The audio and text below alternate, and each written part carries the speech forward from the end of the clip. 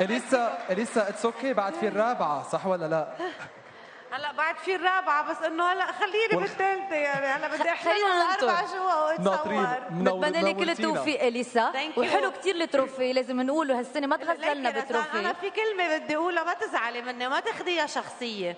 انا اول مره ربحت الورد ميوزك اوورد، رزان شكت انه انا دافع حقها، ومعلي ما هيدي صارت ولا يا رزان، وقاعده على قلبي هالشغله، لقال لك انه انا ما بدي احقد على حدا وما بحقد عليكي، وبعدني كنت عم قول له وائل جسار، عم بقول له دمها خفيف وبحبها غصب عني، بس اليوم ان شاء الله اليوم تكوني تاكدتي انه انا كل هالجوائز اللي عم باخذها عن استحقاق وجداره.